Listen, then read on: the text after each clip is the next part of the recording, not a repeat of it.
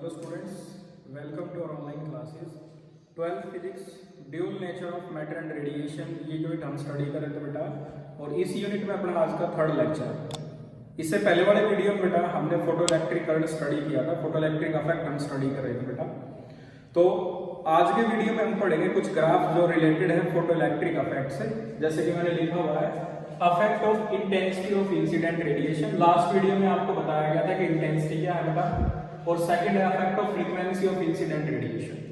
तो पहले इंटेंसिटी की बात करते हैं।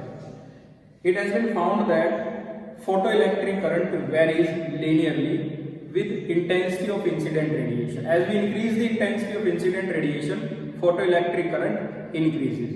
तो ग्राफ जो है बेटा वो हमारा स्ट्रेट लाइन होगा और इस तरह का होगा। अलोंग एक्स एक्सिस हम ले रहे हैं बेटा इंटेंसिटी ऑफ इंसिडेंट रेडिएशन, और अलोंग वाई एक्सिस है फोटोइलेक्ट्रिक करंट। और ग्राफ जो होगा बेटा वो हमारा इस तरह का होगा। जैसे इंटेंसिटी हम इंसिडेंट रेडिएशन की जीरो कर देंगे, कोई भी फोटॉन्स फॉल नहीं करेगा फोटो सेंसिटिव सरफेस पर, और फोटो इलेक्ट्रिक करंट जीरो होगा। जैसे जैसे आप इंटेंसिटी बढ़ाएंगे फोटो इलेक्ट्रिक करंट इंक्रीज होगा।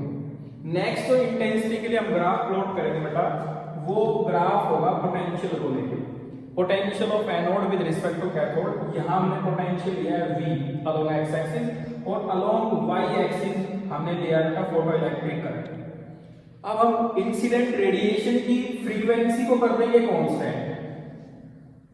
फ्रीक्वेंसी कांस्टेंट और इंटेंसिटी है उसको चेंज करेंगे। पहले इंटेंसिटी है I1 स्टार्टिंग में, तो I1 जैसे इंटेंसिटी होगी जीरो, जैसे पोटेंशियल अपना जीरो और इंटेंसिटी हमारी कुछ ना कुछ वैल्यू है इंटेंसिटी की, तो करंट जो है पोटेंशियल के बढ़ाने से बढ़ेगा और एक वैल्यू के बाद वो सैचुरेट हो जाएगा। यानी कि और ज्यादा फोटॉन्स नहीं आ सकते या और ज्यादा फोटो इलेक्ट्रॉन्स एमिट नहीं होंगे, क्योंकि photoelectric current is equal to Q by T which is equal to Ne by T। N यहाँ पर नंबर ऑफ फोटो इलेक्ट्रॉन्स है जो एमिट हुए।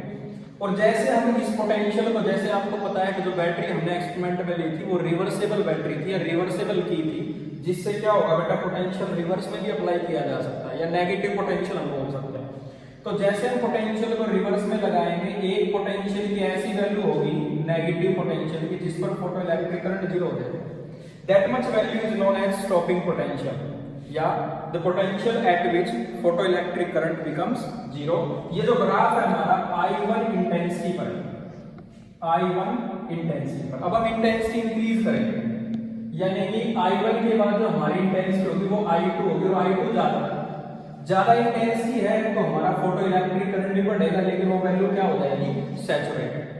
लेकिन इंटेंसिटी को इंक्रीज हम कर रहे हैं, फ्रीक्वेंसी कांस्टेंट है। इट मींस हम जो इलेक्ट्रॉन्स जो एमिट हो रहे हैं उनकी काइनेटिक एनर्जी को चेंज नहीं कर रहे हैं, उनकी काइनेटिक एनर्जी पहले जैसी होगी, but number of photo electrons increase होंगे, और number of photo electrons increase होंगे तो करंट बेटा इंक्रीज होगा। लेकिन जो स्टॉपिंग पोटेंशियल होगा वो सेम होगा, because kinetic energy all photoelectrons are same as in previous case. So हमने एक फॉर्मूला और पढ़ा था फोटो इलेक्ट्रिक इफेक्ट में, वो फॉर्मूला था बेटा कि काइनेटिक एनर्जी मैक्सिमम, यानी कि जो मैक्सिमम स्पीड से चलने वाला इलेक्ट्रॉन्स है उसको रोकने के लिए हमने जो वर्क डन किया था that is EV not, that is EV not. ये जो रिलेशन आया है, ये रिलेशन आया बेटा वर्क एनर्जी थ्योरम से, जिसे हमने +1 में पढ़ा बेटा कि work done equal to change in kinetic energy. इसे हम ऐसे भी लिख सकते हैं हाफ mv² मैक्सिमम। ये m मास है इलेक्ट्रॉन्स का और v वेलोसिटी इलेक्ट्रॉन्स की, which is equal to EV naught. E जो है वो चार्ज है इलेक्ट्रॉन का, और v नॉट है अपना स्टॉपिंग पोटेंशियल। ये वर्क डन है बेटा, इसे आप समझ सकते हैं कि फर्स्ट यूनिट में इलेक्ट्रोस्टैटिक में पढ़ा था हमने, work done equal to potential by charge. So work done per unit charge, work done per unit charge equal to potential, so work done equal to charge into potential. ये formula यहां से आया है। तो इस रिलेशन के according अगर बात करें तो बेटा स्टॉपिंग पोटेंशियल सेम रहेगा, क्योंकि काइनेटिक एनर्जी हमारी सेम है। तो इस इंटेंसिटी पर भी पोटेंशियल जो है वो सेम वैल्यू होगी, यानी कि उतना ही स्टॉपिंग पोटेंशियल खर्च होगा उसे रोकने के लिए। फिर अगर हम इंटेंसिटी और ज्यादा इंक्रीज करते हैं तो ये केस भी सेम रहेगा बेटा, स्टॉपिंग पोटेंशियल वही पहले जैसा होगा।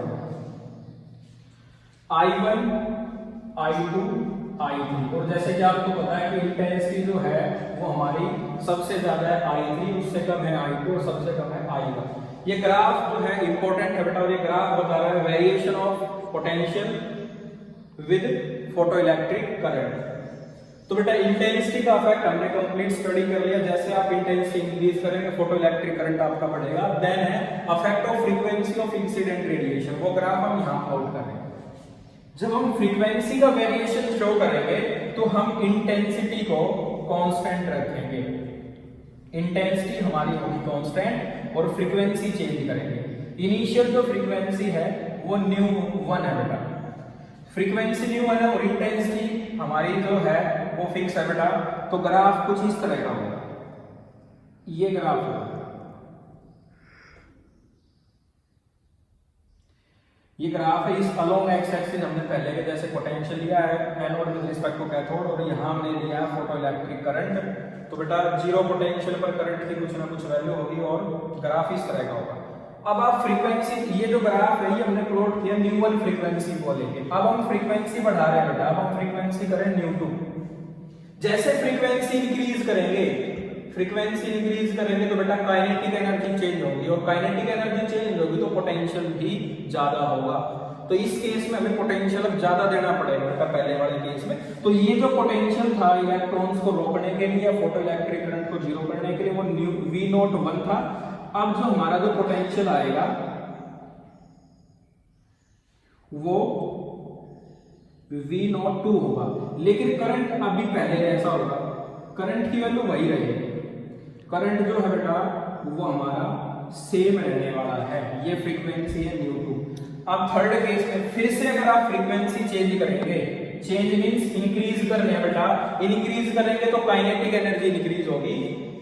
If we increase the frequency of incident radiation, kinetic energy of photoelectrons increases, as a result stopping potential increases।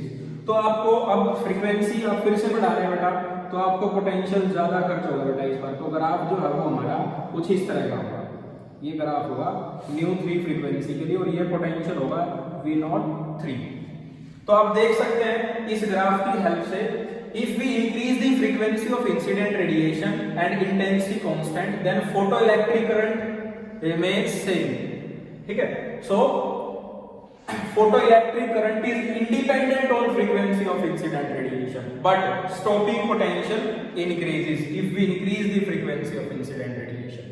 तो बेटा ये दोनों वेरिएशन इंपॉर्टेंट है, और ये जो चैप्टर है इससे ग्राफिकल क्वेश्चन ज्यादा आते हैं, तो ये दोनों ग्राफ्स आपको समझ आ ही गए होंगे बेटा। और आज के वीडियो की लास्ट में हम पढ़ेंगे बेटा फोटोइलेक्ट्रिक एफिशिएंसी, इसे ईटा से डिनोट करते हैं। फोटोइलेक्ट्रिक एफिशिएंसी क्या है? Number of photoelectrons emitted per second, कितने फोटो इलेक्ट्रॉन्स एमिट हो रहे हैं, to the number of photons falling per second, या कितने फोटॉन्स हम डाल रहे हैं।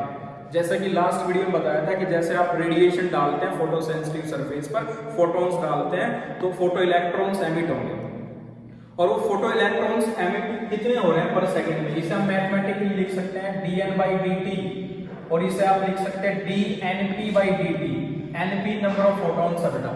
तो ये जो रिलेशन है इससे आप फोटो इलेक्ट्रिक एफिशिएंसी पता लगा सकते हैं, और फोटो इलेक्ट्रिक एमिशन में इसकी वैल्यू जो है वो लेस देन 1 होती है। अभी बेटा जो हम फोटो इलेक्ट्रिक इफेक्ट में हमने जितना भी ये जो डाटा हमने स्टडी किया, इसी के बेसिस पे कुछ लॉज है जिसे हम बोलते हैं laws of photoelectric emission. वो ऐसे 4 लॉज है बेटा। तो फर्स्ट है फॉर ए गिवन मेटल और substance there exist a minimum frequency below which no photoelectric emission take place, जिसे हमने थ्रेशोल्ड फ्रीक्वेंसी कहा था। थ्रेशोल्ड फ्रीक्वेंसी किसी भी मेटल या सब्सटेंस के लिए वो कम से कम फ्रीक्वेंसी की वैल्यू है जिस पर या जिससे ज्यादा पर ही एमिशन होगा, उससे कम पर नहीं होगा।